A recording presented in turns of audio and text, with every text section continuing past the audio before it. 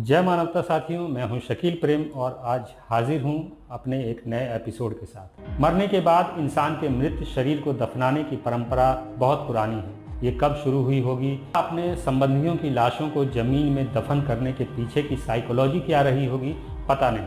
लेकिन वर्ष 2013 में दक्षिण अफ्रीका की राइजिंग स्टार गुफा में खोजी गई मानव की एक प्रजाति को दफनाने के सबसे पुराने सबूत मिले हैं। इस प्रजाति का नाम होमो नैलिडी रखा गया है। राइजिंग स्टार नाम की इस गुफा के अंदरूनी हिस्से में 15 व्यक्तियों के कंकाल मिले हैं, जिन्हें तकरीबन 3 लाख साल पहले यहाँ दफनाया गया था।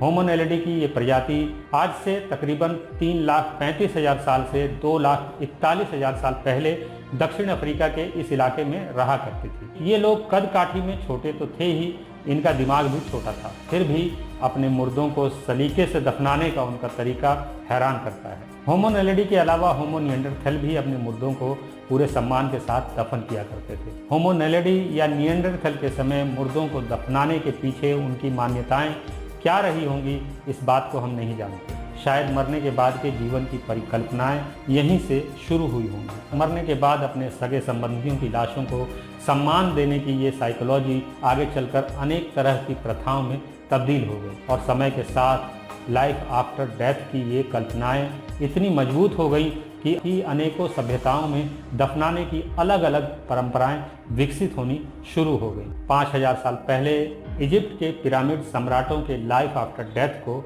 आसान बनाने के लिए बने थे। पिरामिड बनाए जाने के पीछे की साइकोलॉजी ने आम जनता को भी प्रभावित किया। आम जनता अपने संबंधियों की लाशों पर पिरामिड तो बनवा नहीं सकती थी, इसलिए उसने मरने के बाद की जिंदगी पर सुंदर कहानियों को गढ़ लिया। आगे चलकर ये कहानियाँ मजहबों का हिस्सा हो गई और मजहब की मुहर लगने के बाद ये कहानियाँ समाज पर इस कदर हावी हो गई कि इससे अलग सोच रखने वाला काफिर हो गया।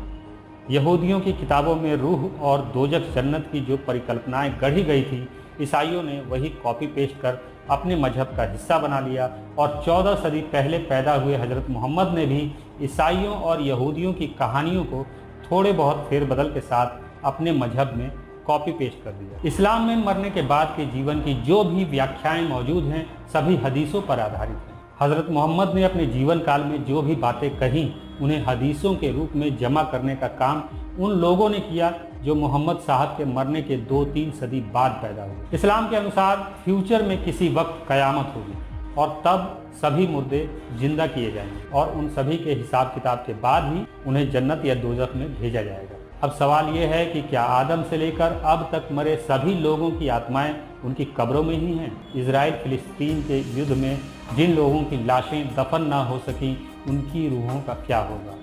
जो लोग अपने मुर्दों को दफन नहीं करते, कयामत तक उनकी रूहें किस स्टोर रूम में रखी जाएंगी? प्लेन दुर्घटनाओं में जिन लोगों की लाशें तक नहीं मिल पाती, उनकी रूहें कब तक भटकेंगी?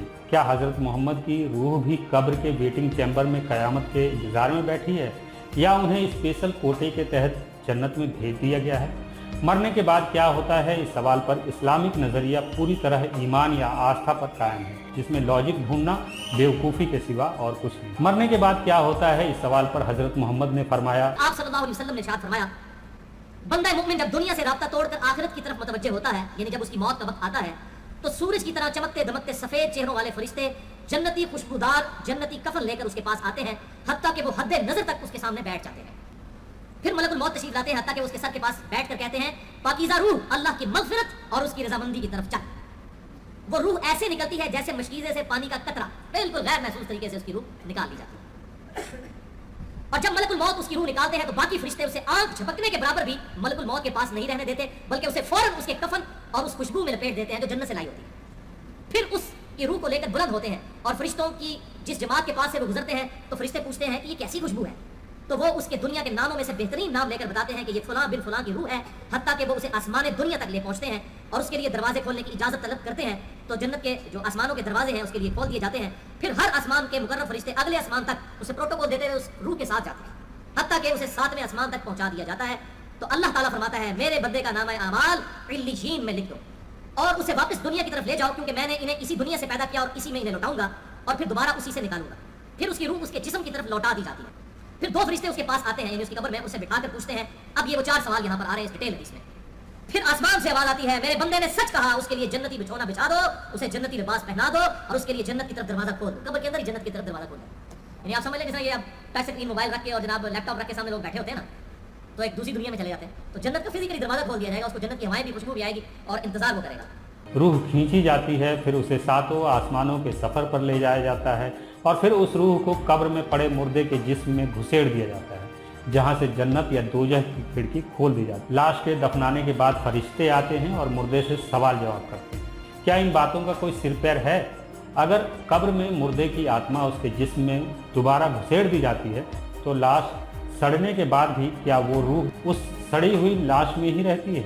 आप खुद देख लीजिए हकीकत क्या है। कराची में तो मेरे भाई मुर्दा महफूज नहीं है। आप जिंदों की बात कर रहे हो, वो रात अंदूरी का शेर है ना कि कब्र में जाए कोई नहीं निकालेगा, वो भी अब कब्र भी अपनी नहीं है।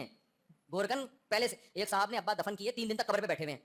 मुझे 3 दिन से वहीं नजर आ रहे हैं, अंडा मोड़ पे, वहाँ करीब से है ना मोहम्मद, कौन सा कब्रिस्तान है मोहम्मद शाह का। तो मैंने उनसे बोला अब्बा का इंतकाल हो गया, बहुत मोहब्बत है, 3 दिन से इधर ही घूम रहे हैं। उन्होंने कहा मुफ्ती साहब गोरकन मुर्दा निकाल लेते हैं, ठीक है ना, मैं 3 दिन तक पहरा दूंगा, 3 दिन के बाद मैयत फिर इस काबिल नहीं होती कि उसके पार्ट्स काबिल इस्तेमाल हो। कमाल है यार, ये तो मुझे तो फिर अपने गार्ड अपनी कब्र पे अभी से बिठा लेने चाहिए। 3 दिनों तक लाश के अंगों को निकालने वाले लोगों को तो इस्लाम की इन बकवासों पर बिल्कुल यकीन नहीं है। तभी तो ये अंग चोर रात के अंधेरे में कब्र को खोदकर ताजी दफन लाशों के ऑर्गन चोरी करते हैं और कोई रूह या फरिश्ता उन्हें ऐसा करने से नहीं रोक पाता। या तो कब्र में रूह वाली बात झूठी है या फिर वो रूह जो कयामत के इंतजार में जन्नत की खिड़की से जन्नत की खुशबू का मजा लेने कब्र में बैठी है, वो इतनी कमज़ोर और नालायक है कि अपने जिस्म की हिफाजत भी नहीं कर सकती। मरने के बाद क्या होता है, इस सवाल पर बड़ी बड़ी बकवासें करने वाले धार्मिक गिरोह आज तक रूह या आत्मा का कोई सबूत नहीं दे पाए। इससे ये साबित होता है कि रूह या आत्मा का कोई वजूद नहीं। इंसान एक बायोलॉजिकल मशीन है जो करोड़ों वर्षों के एवोल्यूशन के बाद आज इंसान बना है। इस बायोलॉजिकल मशीन का सॉफ्टवेयर जब तक काम करता है इंसान जिंदा रहता है और जब सिस्टम खराब हो जाता है तो इंसान मर जाता है। जो है ये शरीर ही है, इससे अलग कुछ नहीं। दिमाग के खरबों न्यूरॉन्स की वजह से हम जिंदा इंसान कहलाते हैं। दिमाग के इन्हीं न्यूरॉन्स की वजह से हमारे विचार जिंदा होते हैं और जब न्यूरॉन्स तक एनर्जी नहीं पहुंच पाती हमारे विचार शून्य हो जाते हैं। इसी को मृत्यु की अवस्था कहा जाता है। आपकी धार्मिक आस्था आपको जीवन भर भ्रम में रखती है। आप जीवन को समझ ही नहीं पाते, इसलिए मृत्यु के बाद की परिकल्पनाएं आपको आकर्षित करती हैं और आप अपने कीमती जीवन को धर्म के चंगुल में उलझाए हुए मर जाते हैं। आपकी इस बेवकूफ़ी पर धर्म का धंधा चलता है और आपकी इसी नासमझी की वजह से तमाम धार्मिक गिरोह आपकी पीढ़ियों को तबाह करते हैं। मरने के बाद क्या होगा कोई ये बताने नहीं आया। मरने के बाद के जीवन को किसी ने नहीं देखा, इसलिए इस सवाल पर जीवन बर्बाद करने की कोई ज़रूरत ही नहीं है। मरने के बाद आपका क्या होगा ये सवाल ही गलत है। सही सवाल ये है कि मरने के बाद आप अपनी पीढ़ियों के लिए कैसी दुनिया छोड़ कर जाएंगे। आपको जीते जी इस बेशकीमती सवाल का जवाब ढूंढना चाहिए। अगर आप मेरे विचारों से सहमति रखते हैं तो मुझे इस पेटीएम नंबर पर सपोर्ट कर सकते हैं। मुझे आपके सहयोग की ज़रूरत है। इंसानियत जिंदाबाद।